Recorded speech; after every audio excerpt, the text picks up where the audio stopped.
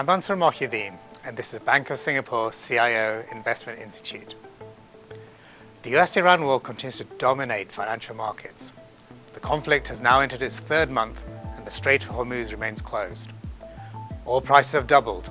The global benchmark, Brent futures, has traded above $120, having started the year around $60 a barrel. So far, financial markets have been resilient. Investors hope the conflict will be short-lived. The major central banks also have adopted a wait-and-see stance.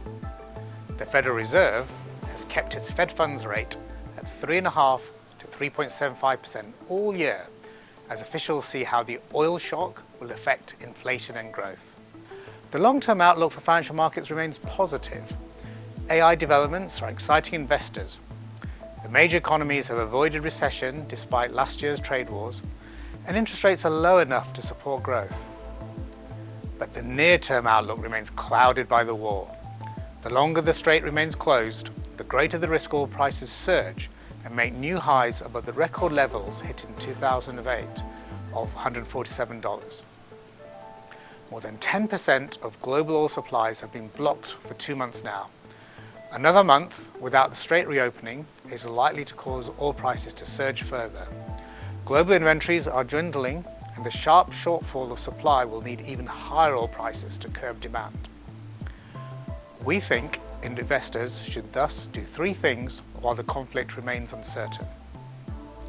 First, stay neutral in equities, given the risk oil prices make new all-time highs if the Strait of Hormuz stays closed during May.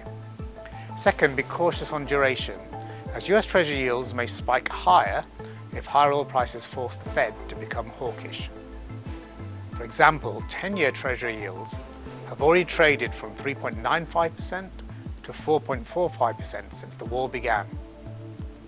And last, we think investors should view the current modest strength of the dollar as temporary and maintain a long-term bearish stance on the greenback. By being alert to near-term risks now, investors will be able to take advantage of long-term opportunities when the Middle East war is over. For more information, please refer to this month's monthly investment guide.